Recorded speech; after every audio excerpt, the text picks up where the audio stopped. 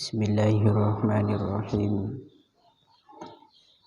Faqad qala al-mu'allif rahimahullahu ta'ala wa nafa'na bihi wa bi 'ulumihi wa bi asrarihi fid dharain amin Allahumma amin. Bismillahirrahmanirrahim.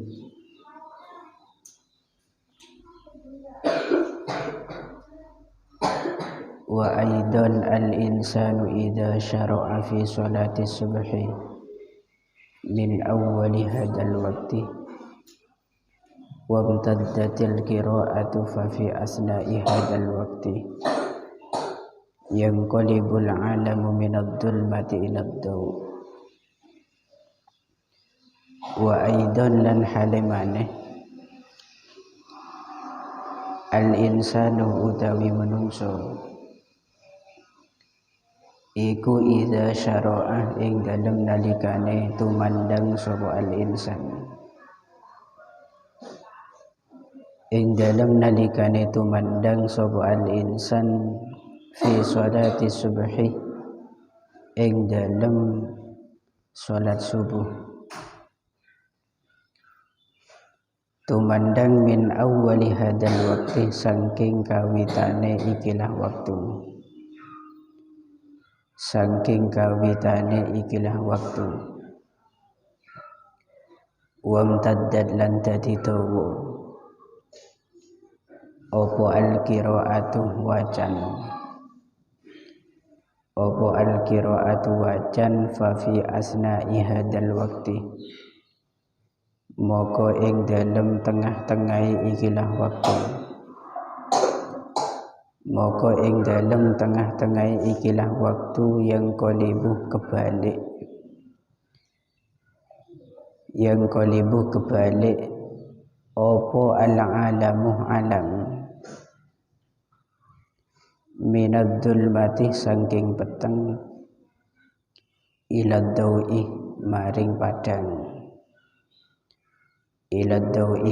padang fadzulmatuh moko utawi peteng iku munasibatun kang mantesi lil mauti maring mati wal adami lan ora ono lil mauti maring mati wal adami lan ora ono wadau utawi padang iku munasibatun kang mantesi lil hayati maring urip wal wujudi lan wujud fal insanu moko utawi manungsa iku lamma qomah ing dalem semangsane jumenengi sapa al insan iku lamma qomah ing dalem semangsane jumeneng gitu ki sapa al insan mimmana mihi saking turune al insan ya faka'annahu moko koyok-koyok sak temene insan moko koyok-koyok sak temene insan iku intakolah ngalih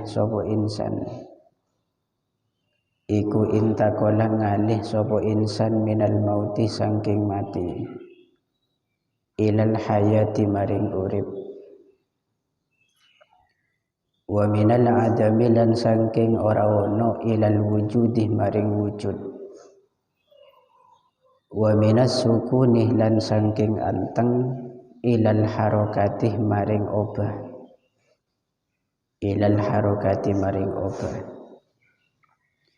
wa hadhil halatu utawi ikilah tingkah al-ajibatuh kang gawuaken iku tashhadu ningali apa al-uquluh pira-pira akal oleh nyekseni atau ningali bi annahu kelawan sak temene kelakuan iku layak duruh ora kuwasa ala hadat taklibi ing atase ikilah ganti atau balik ing atase ikilah balik sapa illal khaliqu angin zat kang ndadekaken sapa illal khaliqu angin zat kang ndadekaken bil hikmati kelawan hikmah fahina idin moko ing dalem nalikane la yaqduru ala hadat taklib moko ing dalem nalikane la yaqduru ala hadat taklib yastaniru dadi padang opo al aklu akal binuri hadhil ma'rifati kelawan cahayane ikilah ma'rifat wa yatakhallasu lan dadi selamat opo al aklu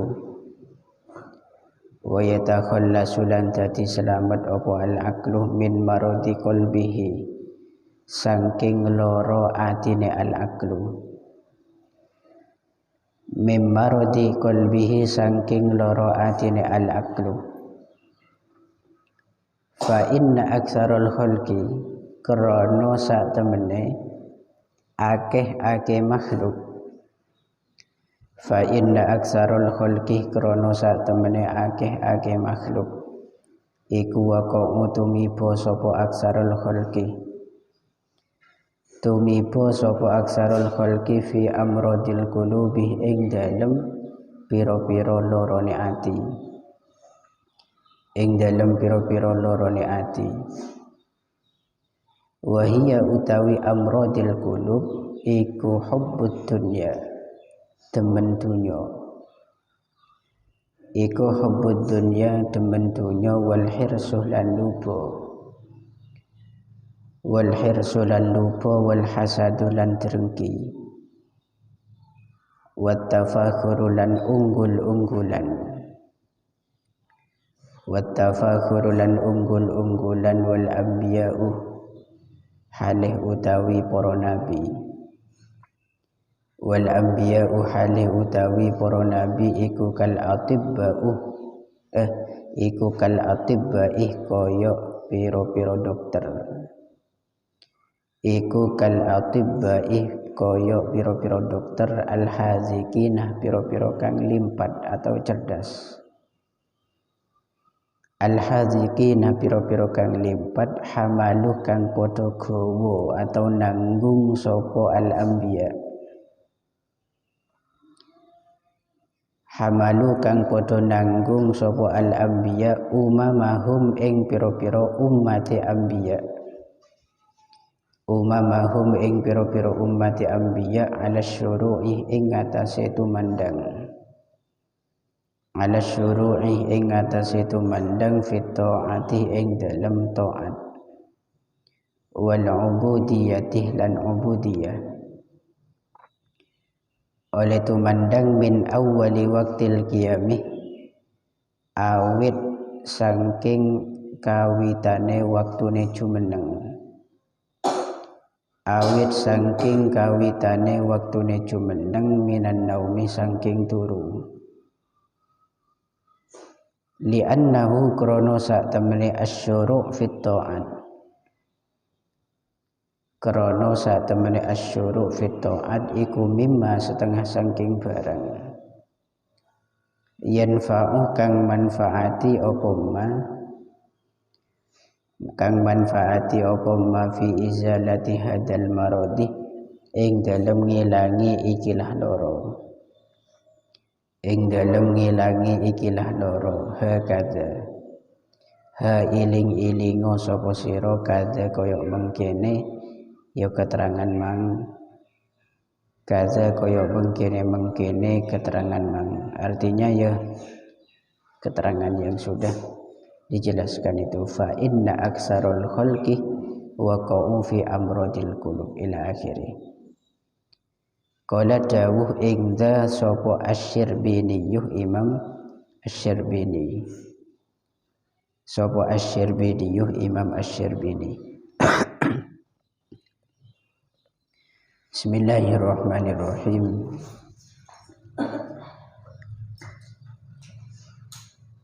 Wa aidan al-insanu idza syara'a fi sholati subhi min awwali hadzal waqti. Kemudian alasan yang kedua, kenapa kita sangat-sangat dianjurkan untuk bangun tidur itu sebelum subuh, agar supaya bisa melaksanakan sholat subuh di awal waktu. Karena manusia ketika melaksanakan sholat subuh di awal waktu, dahulu ulama, wamtaddatil qiraah, dan bacaan sholatnya itu diperpanjang, maka di pertengahan waktu ini ada satu peristiwa yang menakjubkan nanti yang ia alami, yaitu yang qalibul alamu minadz-zulmati ilad daw, pergantian gelap menuju terang. Itu pergantian gelap menuju terang itu nanti akan membuat orang itu menjadi tafakkur, mikir. Karena mun kula ban sampean apa jeung subuh pas beujeuh digalanceng, sejelas di pertengahan sholat itu akan terjadi peristiwa semacam itu kan. Enggak mangken ini kan pontera, menggelak kan petang. Jadi cuacanya sudah berubah. Yang sebelumnya itu terang, sekarang yang sebelumnya gelap sekarang menjadi terang. Sehingga orang yang sholat itu berpikir nanti, fadul matu munasibatun lil mauti wal adam. Gelapnya hari atau gelapnya malam itu sangat serasi dengan kematian dan ketidakadaan atau ketiadaan. Mati itu diistilahkan dengan dulmah, karena orang ini kemen mati pun tak padeng apa sebeda etunya. Orang ini kemelepon mati pasti masuk ke lubang yang sama, yaitu kuburan yang diidentik dengan dulmah petang. Sehingga petengah malam nikah diibaratkan adalah kematian. Kemudian gelapnya malam itu juga diibaratkan al-adam, ketiadaan, sesuatu yang masih belum ada. Wad-daw'u munasibatun lil hayati wal wujud, sedangkan terang berarti enggak mungkin ini diumpamakan seperti halnya kehidupan.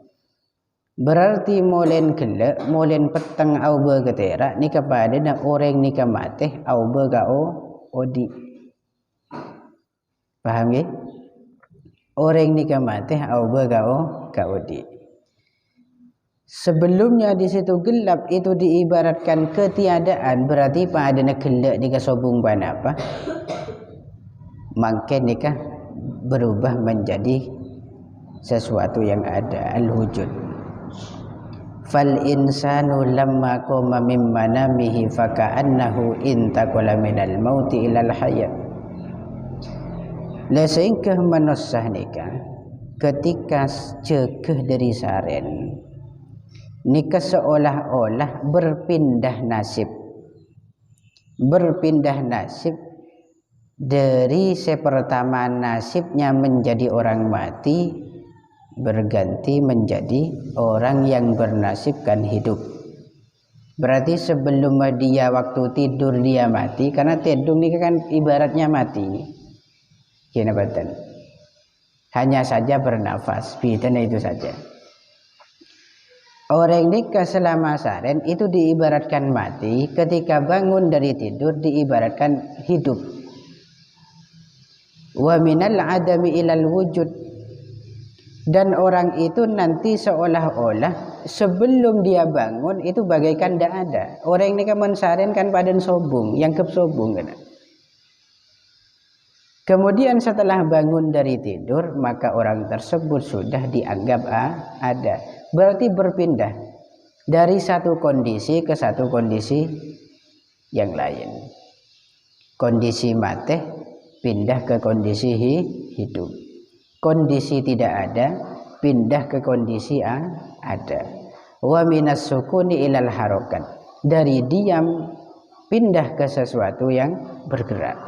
Sebelumnya saat tidur dia diam, akhirnya ketika bangun dia bergerak.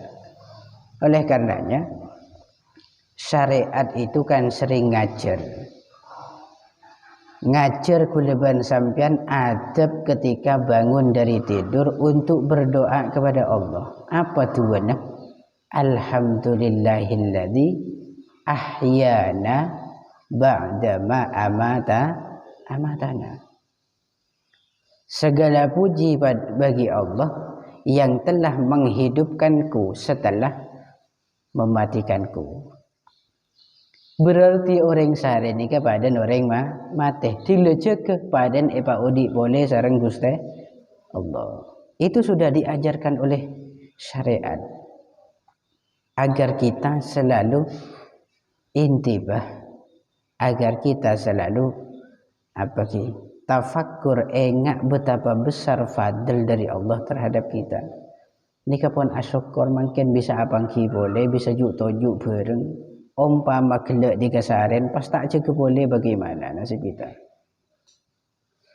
Padahal kita itu bangun bukan bimasyiati, bukan bimasyiatina, bukan karena kehendak kita semua, tapi semua itu bisa terjadi bimasyiatillah. Kadang orang ni kayak jaga ini tak jaga, kadang orang ni ketero jaga tapi tak jaga. Kina batan beda setero jaga kol 12 malam. Ternyata bangunnya di situ subuh. Itu menunjukkan jaga menosah dari tedung nikapakun berdasarkan kersana Allah. Man Allah tak ngersaki jaga, ya tak kira jaga. Pas mangken nikakapi bangun semua. Ini sudah bangun semua pun alhamdulillah. Wa hadhihi al-halah al-ajibatu tashhadul 'uqul bi annahu la yaqdiru ala hadha at-taqrib illa al-khaliq bil hikmah. Lah sehingga ini kondisi yang istimewa semacam ini, kondisi yang mengagumkan semacam ini, itu akan disaksikan oleh akal kita. Akal kita akan menyaksikan dan mengetahui secara yakin cemen sobung satupun yang mampu mewujudkan hal-hal yang semacam ini kecuali Gusti Allah yang maha khalik, menciptakan segala sesuatu yang terjadi. Lah baru kita sudah makrifat pun, melepun nganika pun kenal Allah. Cuman ini semua tidak akan terwujud gitu kecuali kebesaran Gusti Allah.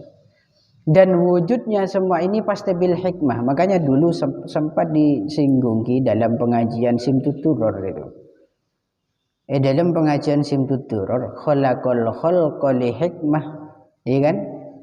Allah itu menciptakan apapun berdasarkan hikmah. Nak nakal itu saja itu ada barokahnya kan? Allah menciptakan nakal itu ada hikmahnya. Apa hikmahnya bersantren nakal sehingga muncul peraturan di pondok pesantren? Sehingga aktif pengajian itu aktif banyak beda orang saya meler. Andaikan itu nyata ada orang masyarakat mualim sekali boleh nendang kapi, sekali boleh pentor kapi, apakah berjalan pendidikan di dunia ini? Apakah ada peraturan di pondok pesantren? Tak kira nemu peraturan, orang kapi tak kira melanggar. Ya baru kena orang-orang saya gara melanggar itu akhirnya ada peraturan rambu-rambu berlampu merah itu gara-gara banyak orang nyelonong. Ini apa? Ya, ini semua yang diciptakan Allah itu ada hikmahnya semua. Sampai dulu dikisahkan beda orang tak partaja. Allah re akabai hewan ngare apa gunanya? Di hewan apa gunanya? Ternyata satu saat orang yang tidak percaya itu beri penyakit dan pikiran. Sakit atampuh ke sana ke sini tidak sembuh. Cari obat-obatan, segala macam obat-obatan tidak sembuh. Ternyata apa tambahnya? Ya keben saya cari. Keben saya cari itu yang menyembuhkan. Jadi perantara sembuhnya dia. Dan sehingga itu ada hikmahnya juga ya. Apa boleh hal-hal semanfaat yang nyata di mata kita beri berepat untuk apa jelas gitu ki, sangat jeli pun. Fahina idin yastanirul aqlu binuri hadhil ma'rifah wa yatakhallasu min maradi qalbih.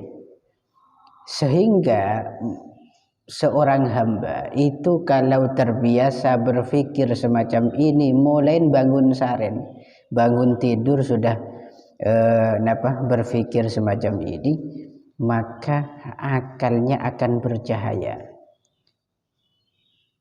Akalnya itu akan bercahaya. Di manakah letak akal? Kula tanya ke sampean. Akal itu tempatnya di mana? Di otakkah atau di hati kita? Akal manusia ini kebedanan teh napa bedanan otak? Iya teh napa otak? Bedanan beda sing ngocak iya teh beda sing ngocak otak. Ini pancen ulama ada ikhtilaf. Beda ada buaki bedenang otak, beda ada buaki bedenang iya teh. Tapi pendapat yang paling asoh, paling jelas, paling betul bisa dijadikan pijakan. Akal itu sebetulnya ada di hati. Sehingga yang membedakan antara orang kafir dan orang mukmin di situ adalah hatinya. Orang yang punya ilmu saja, pintar, cerdas orangnya, bisa dikatakan tidak punya akal jika dia tidak mengamalkan ilmu. Sehingga benih di otak, acuannya, benih kepintaran. Sedangkan otak itu adalah furu'ul qalb, cabangan daripada hati, yang mengatur mesinnya sejenis kebenaran teh. Akal itu ada di sana. Lah sehingga jangan gelak men orang ini selalu mikir kayak gitu, maka hatinya alias akalnya akan bercahaya dengan cahaya ma'rifat. Dan hati akan selamat dari penyakit-penyakitnya karena ateh nikah rawan kena penyakit. Ateh itu salah satu organ tubuh yang paling rawan kena penyakit itu hati kan. Dan penyakit kalau sudah masuk ke dalam hati itu menjadi penyakit yang sulit disembuhkan dibanding penyakit dohir. Penyakit jawarih dohir termasuk tangan, tubuh kita yang dohir. Ini kan lebih sulit penyakit hati. Fa inna aktsaral khalqi waqa'u fi amradil qulub, karena mayoritas makhluknya Allah itu semua terkena penyakit-penyakit hati. Ini kata beliau. Mayoritas aksar, kebanyakan makhluk kepengiran itu ekening penyakit atih. Sehingga wal anbiya kal atibba, para nabi itu seperti halnya dokter-dokter di antara umatnya. Jadi umat di situ banyak yang kena penyakit, dokternya siapa? Ya Gusti Kanjeng Nabi. Hamalu umamahum ala syuru'i fit ta'at. Beliau Gusti Kanjeng Nabi, khususnya Nabi Muhammad, karena di sini pakai anbiya berarti seluruh para nabi. Beliau Gusti Kanjeng Nabi itu memang selalu mengarahkan umat-umatnya untuk istiqomah menjalankan ketaatan dan pengabdian terhadap Gusti Allah. Itu tujuannya mengobati hati kita yang mati, mengobati hati kita yang rusak. Karena orang ini kejo kesaren tak adu kade, tak engak ke Gusti Allah kade, maka dikhawatirkan hati yang rusak tak akan pernah kunjung sembuh, melarat sebersih. Salah sitong cara yang paling ampuh untuk memberes hati zikrullah, engak ke Gusti Allah. Dengan jalan apa? Ya tafakkur jangan gelap. Terus sampean pasti bertanya-tanya, penyakit hati itu seperti apa? Apakah corona, apa AIDS, atau HIV? HIV? Tidak.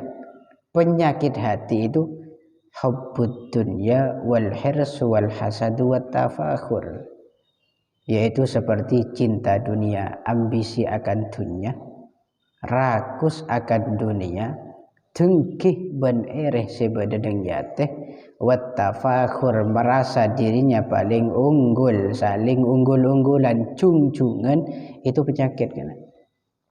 Tengah teh men sampean itu endik penyakit dohir, sakit mata, keburuh ker entar ke dokter mak leberes, sampean kudu sadar makin apa katang ate rosak apa enten. Men sampean tak tero anggota luar itu kena penyakit, kenapa sampean biarkan hati sampean pakung kening penyakit? Padahal letak keselamatan, takdir atau nasib kita itu berada di hati kita. Man atin selamat, insya Allah nasib kita akan selamat. Man atin kuluban sampean sehat, insya Allah ke belakangnya akan bahagia hidup kita dunia wal akhirah. Ini ketergantungan nasib yang sangat-sangat jadi pokok hati kita ini. Menggenteng tak menjamin, sehat tubuh dohir tak menjamin. Sedang-kadang Masya Allah banyak ulama di situ cacat dohir itu banyak kan?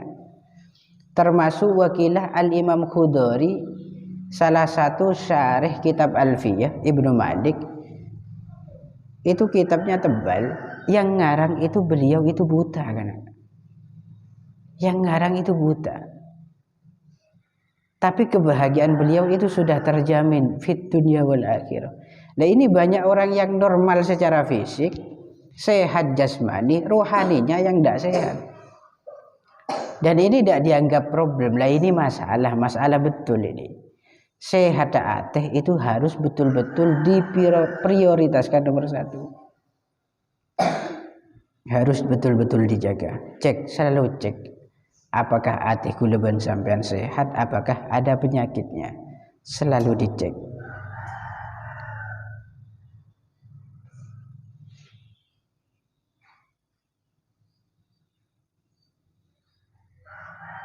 Li'annahu mimma yanfa'u fi izalati hadal marad, hakadha qala asy-Syirbini. Tadi kesimpulannya, intinya Gusti Kanjeng Nabi mengarahkan kita untuk selalu berbuat taat kepada Allah mulai dari bangun tidur, agar supaya bisa menghapus, menghilangkan penyakit-penyakit hati kita dengan kebiasaan semacam itu. Wallahu a'lam bishawab. Al-Fatihah. Bismillahirrahmanirrahim.